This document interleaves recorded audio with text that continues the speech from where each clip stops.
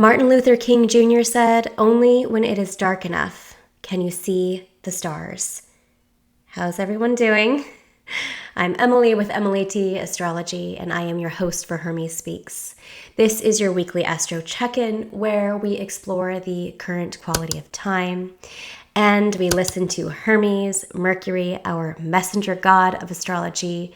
We listen to Hermes speak through the written word, bibliomancy, conversation, and story. We have a Sagittarius full moon coming through this weekend on May 31st, and to me, this full moon is all about hope. So today we are going to take a look at that full moon chart. I'm going to break it down short and sweet. I am just back from NORWAC, the Northwest Astrological Conference. Just got home last night, and I am recording this the day before it will air. Usually I record about 5 days to a week in advance, so this is going to be short and sweet and just a message of hope for you all. So let's jump right into it. This full moon is coming through on May 31st at 9 degrees of Sagittarius.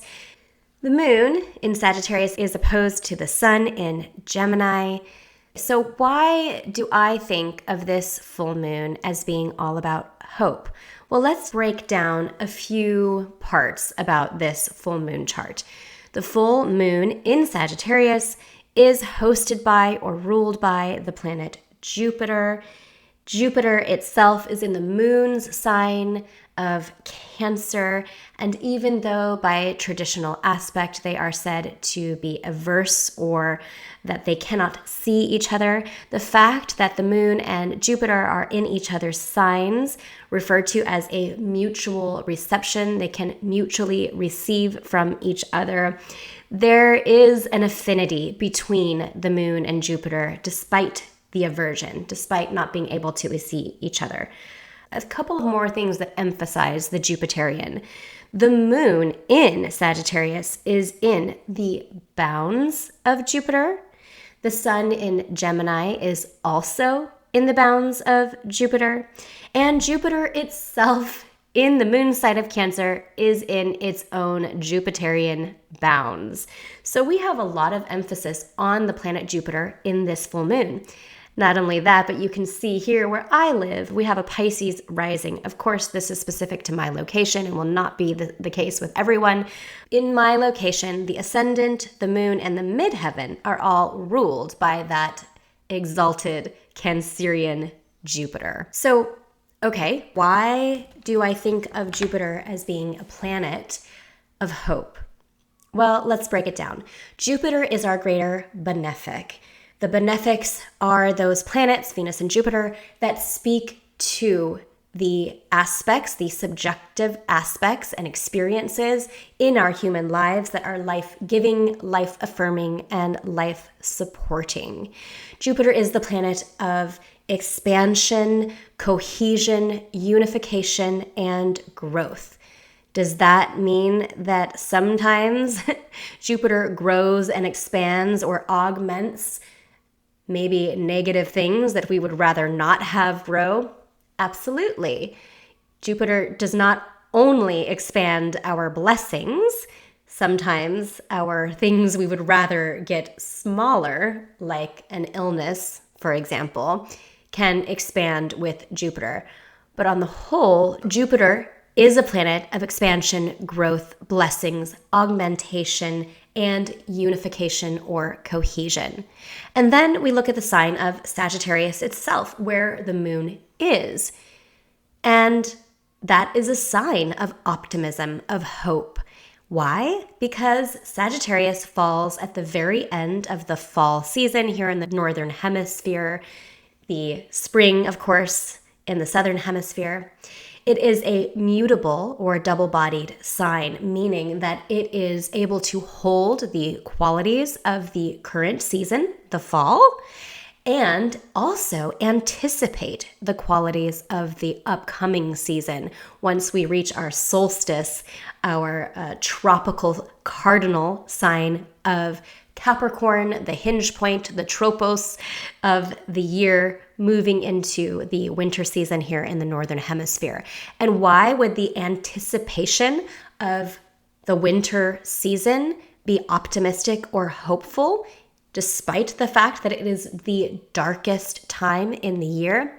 Because what happens after our winter solstice, after the solstice, the standing still of the sun for 3 days, the light begins to grow little by little. The number of daylight minutes and hours is growing. Despite the fact that it's the dark half of the year, the light is increasing. And so as a double-bodied sign at the end of the fall season, Sagittarius, both holding the darkness and anticipating the growing of the light that will occur in the winter season after the winter solstice, is a very optimistic sign. Jupiter is also a planet that likes to look at the big picture, and Sagittarius is a very big picture sign. It is anticipating the growing of the light, and it is seeking the larger, big picture of truth with a capital T. It seeks wisdom, it seeks meaning, and this is very optimistic, adventurous. There is a love of the pursuit of meaning, a love of the anticipation of the light within the Sagittarius sign. Can that sometimes swing towards nihilism when Jupiter in Sagittarius or any planet in Sagittarius feels a lack of meaning? Absolutely, right? There are two sides to every coin. We can start to feel rather demoralized and nihilistic when we feel like our pursuit of meaning is falling flat or short or not embraced by others. As a card-carrying Sun, Neptune, midheaven in Sagittarius myself, I can attest to this. Absolutely. But Sagittarius in general anticipates the growing of the light, the unification, the illumination of our psychology, our world, our seasons, our lives, right? And here we're looking at a full moon. What happens at the full moon? The full moon is a time of illumination, of heightened sensitivities and awareness in a somatic or emotional sense, because it is a lunar moon transit we're talking about here, and the moon governs our bodies, our somatic senses, our emotional states, our primary needs. When we have a full moon, the somatic and emotional states of being are being illuminated, they are being heightened, they are becoming more sensitive, and aspects of ourselves that are often or usually more in shadow or a little more hidden are fully illuminated and brought into light at the time of a full moon. So we have a full moon in an optimistic, meaning-making, meaning-seeking, truth-seeking, adventurous sign of Sagittarius, governed by Jupiter in the moon sign, exalted, an honored guest, doing all sorts of healing, tender work around our emotional states that it has been doing all year. And the moon, the sun in Gemini, that of course is opposed to our moon. That's how we get a full moon, is when the sun and moon are opposed to each other. And Jupiter itself are all in the bounds of Jupiter. And so what I hope for, what I hope for you for this full moon in Sagittarius is that what is arising, what is becoming illuminated, what is becoming heightened within our somatic and emotional states is a sense of optimism, a sense of hope, a sense of meaning. And I think that that is truly what is on offer for you here. So let's think about that quote that I started the episode with. Only when there is enough dark can you see the stars. And you know what? Have we been living in times where it's very easy to focus on the dark, where we see a lot of darkness around us? Absolutely. You know, I myself am incredibly guilty of this.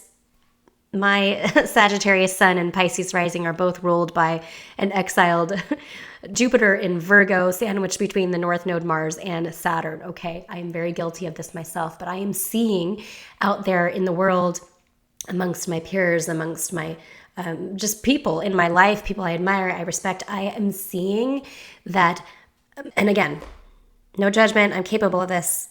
do it all the time, but I am seeing people make decisions based on the fear of that darkness, the anticipation of the darkness. They are making decisions, they are taking actions out of overwhelm by the dark or fear or desperation or scarcity. All of these things, we are focused on the darkness, and it is very easy, again, no judgment, to be focused on the darkness right now. There's a lot of it in the world, right? There's a lot that we are experiencing, that we are feeling within ourselves. There's a lot of darkness out there. But what if we sit for a moment and recognize that it's only when it is dark enough that we can see the stars? Sagittarius is the darkest time of the year, and yet it anticipates the coming of the light, right? It anticipates the coming of the light. And here is another quote. We're listening to Hermes speak through the spoken word, quotations, from Nelson Mandela. May your choices reflect your hopes, not your fears. So in thinking about hope, in thinking about optimism, in thinking about, can we have our choices, our actions be reflective of our hopes rather than our fears? I decided to Google some famous quotes about hope. And this was how the Oracle Mercury Messenger was speaking to me today. I Googled some famous quotes like those I've already mentioned by Martin Luther King Jr., by Nelson Mandela, and that led me to an American psychologist who is active in the applied positive psychology field, Dan Tomasulo. I hope I'm pronouncing that right. He's a psychologist at the Spiritual Mind-Body Institute, the Teachers College at Columbia University. And he is all about hope. And of course, I followed the breadcrumbs. I listened to Mercury speak, and I looked up this psychologist, and that led me to his webpage, where he says this: hope is fascinating because it is the only positive emotion that requires the presence of negativity or uncertainty to be activated. This makes it ferociously unique. Hope is fascinating because it is the only positive emotion that requires the presence of negativity or uncertainty to be activated. So that is Dan Tomasulo. I mean, I think that says it all, right? That says it all. We know that there is negativity. We know that there is darkness. We know that it is tempting to be making our choices, taking our actions, making our decisions based on the fears of the darkness, the fear of that negativity. But instead, when we are confronted with the darkness, when we are confronted with the fear and the negativity, instead, if we find the hope, the positive emotion of hope, what could we do if, like Nelson Mandela says, if our actions, our decisions reflect our hopes instead of our fears? And with all of the astrology that's coming up this summer, we have these trines and fire and air. We have the Barbo's basket, as it has been referred to. I mentioned it in an episode a couple of weeks back. We have this basket formation that is one of creativity, of potential. Could it be dynamic? Could there be a lot of things that are more negative? Could it bring in more darkness? Could it bring in more things that are scary and overwhelming? Absolutely. Absolutely. Could it also be inspiring and dynamic and creative and forward-thinking and adventurous and full of hope and optimism? Absolutely. Absolutely. If we choose to co-create, if we choose to honor our hopes and our dreams and our decisions, if we hold that, if we seek the stars in the darkness, right? What could we do with this astrology that's coming up this summer? The potential of that, to me, feels so exciting and so hopeful and so optimistic. And so that is what I hope for you. That is my wish for you this Sagittarius full moon. in Jupiter's sign, in mutual reception with Jupiter, in Jupiter's bound.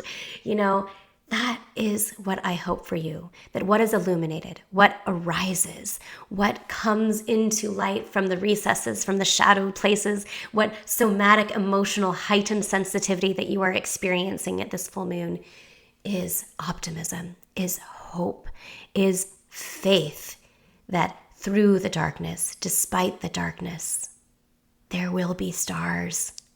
There will be stars that we can see and that we can aim our arrows towards. That's what I got for you. Like I said, short and sweet. If you enjoyed this, please like, subscribe, comment, share, do all of the things. Sometimes I can get really stuck in my Virgoan anxieties and fears. And I just spent 3 days with fellow astrologers and was so reminded what it is that I love about this craft. And I do love it. And I know some of you out there watching, probably many of the few of you who are out there who watch my show, love this craft. It lights me up. It lights me up. I hope that it lights you up too, and that you feel buoyed and hopeful and optimistic this week.